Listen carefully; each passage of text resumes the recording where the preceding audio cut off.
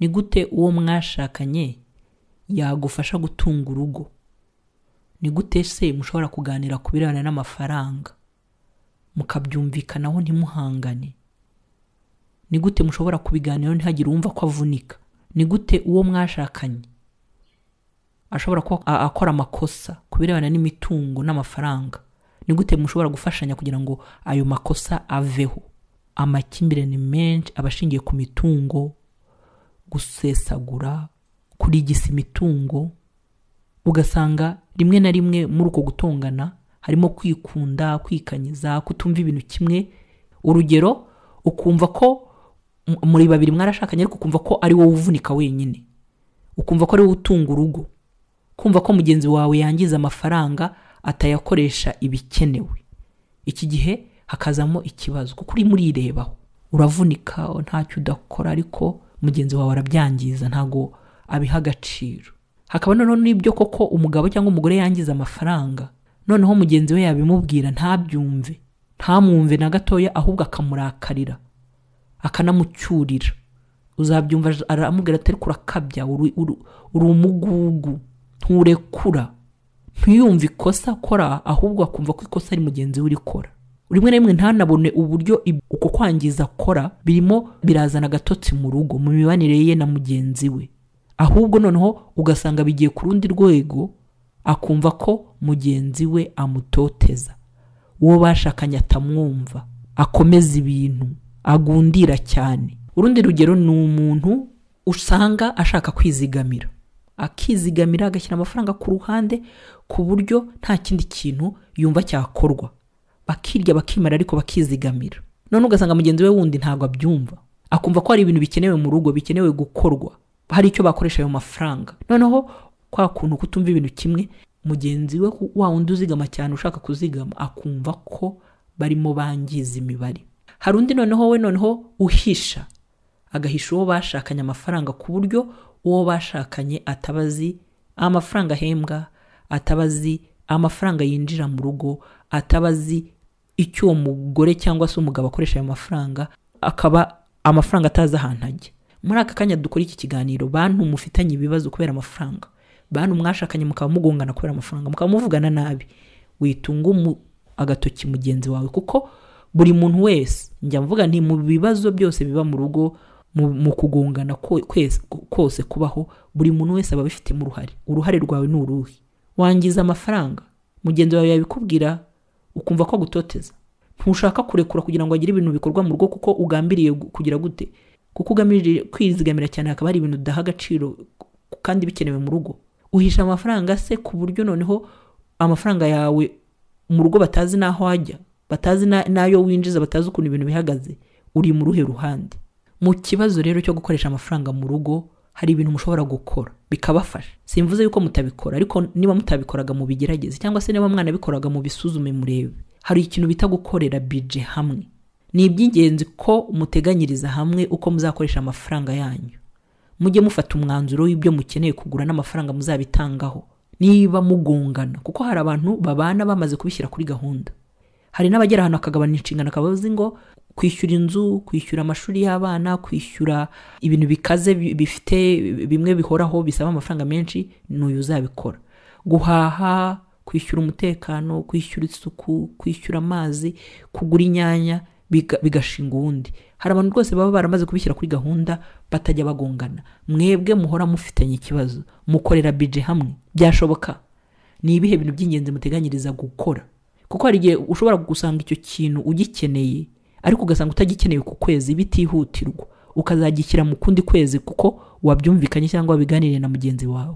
Hari igihe rero muri uko gukorera budget hamwe, mushobora kubikorera hamwe nk'abantu bashakanye, cyangwa se ushobora kugira ibyemezo ufata ku giti cyawe, ariko ukaza kubisobanurira uwo mwashakanye kandi akabyumva.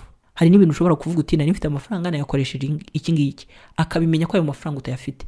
Kuko bijya bibabaza, ugasanga mwiyemeje kwizigamira, ya mafaranga mwayashyize ku ruhande, umwe agaca inyuma akayakoresha, ntanabibwire mugenzi we, bayamusaba akayabura kuko ari we wari yabitse. Gute niba nayo mafaranga wayakoresheje utabibwiye uwo mwashakanye? Byari ibintu byihutirwa.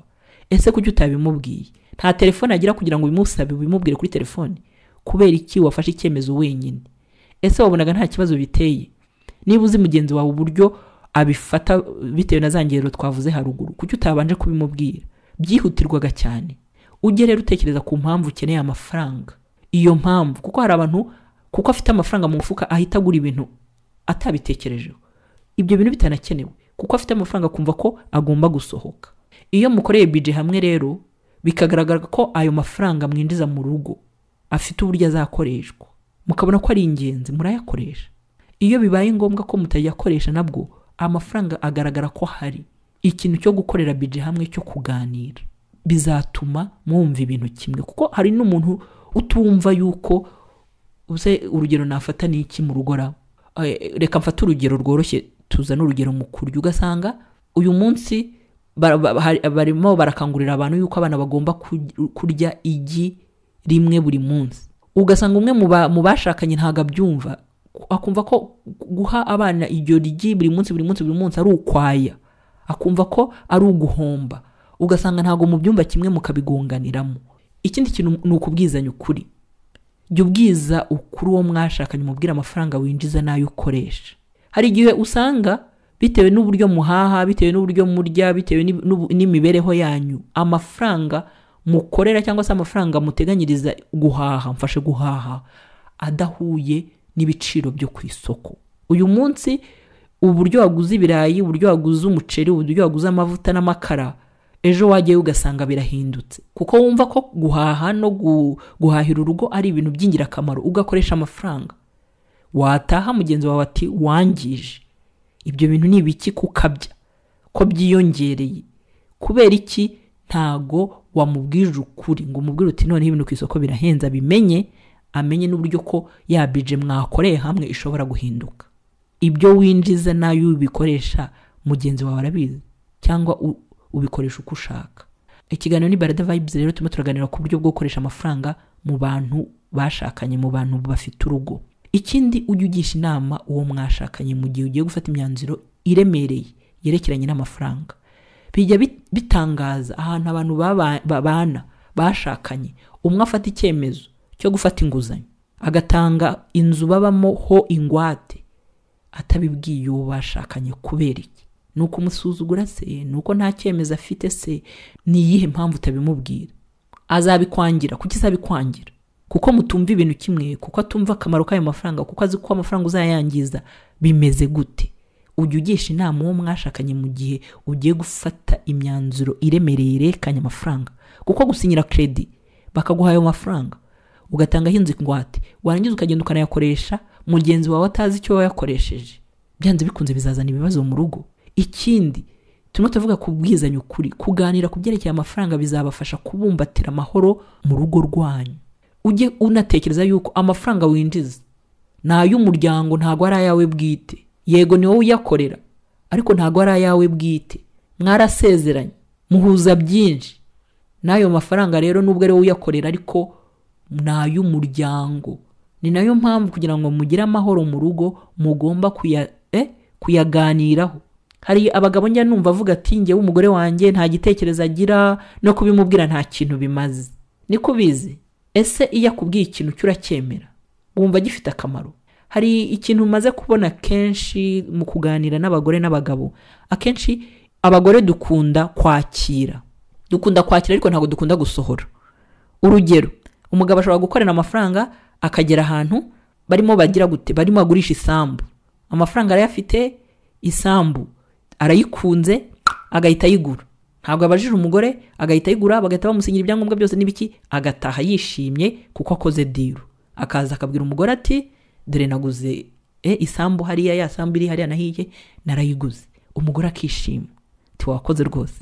Ariko noneho igihe umugabo azasohoka akagenda mu kabari cyangwa akagenda hirya no hino, akamenya ko ya sambu barimo bashaka kuyigura kandi barimo bayigura amafaranga menshi, ibintu ni bibiri.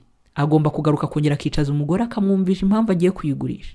Hari umugore uhita ubimwemera akamubwira ati yigo koko yigurisha tugiye kunguka. Hari n'umugore umubwira uti niyo wakunguka ngahe ntayo uzagurisha. Kubera iki? Ka kantu uburyo abagore bateye ko kwakira. Ayiguza atabimubwiye ntago yigeze agira gute, ntago yigeze abigiraho ikibazo, ariko kuko agiye kuyigurisha kanaba nabimubwiye agatsimbarara akanga kuyirekura. hari n'igihe n'umugabo avuga ati umugore wanjye ndamuzi ntabwo azemera ko nyigurisha, akagenda akayigurisha, na ya mafaranga ye washobora no kuyazanira umugore n'ubundi bigateza ikibazo, umugore ntabyishimire, akavuga ati ubwo wabimpishe, ubwo wanze ndimo ndavuga kuko hari abagore bateye gutyo, ubwo wanze kumbwira wasanga utayigurishije miliyoni 5, wasanga hari andi washyize ku ruhande kujya utabanje kubimbwira. Ariko umugabo akicecekera akavuga ati n'ubundi cyangwa akanabimubwira ati ntabwo ari kubyemera n'ibyo bintu, cyangwa se akaba n'umugabo yagurisha akavuga ati mbonyemo inyungu yenda ngiye kugura ahandi, hagati aho ngaho umugore yamenya ko atabimubwiye, yamenya ko yayigurisha atabimubwiye, bigateza ikibazo. Nibyo bintu rero bivuga ngo muganire. Kuganira ku byerekeye amafaranga bizabafasha kubumbatira amahoro mu rugo rwanyu, kandi ujye wibuka yuko wa mugabo we wa mugore wa amafaranga windiza n'ay'umuryango, ntago ari ayawe bwite. Icyo rero mwakora, mujye mwemeranya ku mafaranga mushobora gukoresha. Ayo mafaranga mushobora kuyakoresha utabanje kubaza mugenzi wawe, mushobora kubyumvikana muti amafaranga arengeza aya ngaya nta kibazo. Kandi noneho niba anayakoresheje atabikubwiye, aza kubwira impamvu, kandi nawe ugerageze kubyumva kurenza gutsimbarara ngo uvuge no kwirebaho ngo yansuzuguye, ntiyabimbwiye, ntiyabimbajije. Ntunarebe inyungu cyangwa se ntunarebe icyo yayakoresheje, ahubwo ukihagararaho. Ikindi kintu, ntimugategereze ko ikibazo kivuka ngo mubone kuganira ku bintu birimo birebana n'amafaranga. Mushobora kuba murimo mucuruza mukabona muhomba, aho kugira ngo uhombe uzaze umubwira uti nta natanu nsigaranye, bimubwire hakiri kare, mubirebe uburyo mubiganiraho, kugira ngo ikibazo cy'amafaranga kibe mu rugo mubiganire hari uko ibintu bigeze ku munota wa nyuma, ntabwo ari byiza. Ugasanga umugabo niwe ukora wenyine, hari amafaranga yinjiza, hari uburyo mwari mubayeho, hari ibiki, ugasanga kakaza arakabuze, ya business ye ntabwo igenda nk'uko yari isanzwe igenda. Aho kugira ngo umugabo aze yicaze umugore amubwira ati mugore ndimo ndahomba, mwaryaga 500 ku kwezi ariko ntabwo biri bushoboke, umugore amutega amatwi abyumva, avuga ati okereka none dutangiye tugabanye uburyo tubaho. Hari ibintu twajyaga dukoresha buri weekend twakiraga abashyitsi ariko ntago bigihura. Aho kugira ngo umugore amwumve cyangwa se umugabo abimubwire, bagakomeza bakihagararaho, atazansuzugura. Abo bantu mwakiraga batazatubona bakaducisha ijisho bakatuvuga, batazavuga ko nakennye, ugakomeza wihagararaho, noneho mukazajya kuganira ibibazo byararenze inkombe kandi byaraje mubibona, ntago ari byiza. Ntimugategereze rero ko ikibazo kivuka ngo mubone kuganira ku bintu birebana n'amafaranga birimo biba iwanyu. Ngaho rero mbifurije yuko nk'abashakanye mwicara hamwe, ibyo bibazo ko kugungana, ko kuvugana nabi, ko gutongana kubera imikoreshereze y'amafaranga, mukareba uburyo mubikemura. Ikiganiro cya BaradaVibes.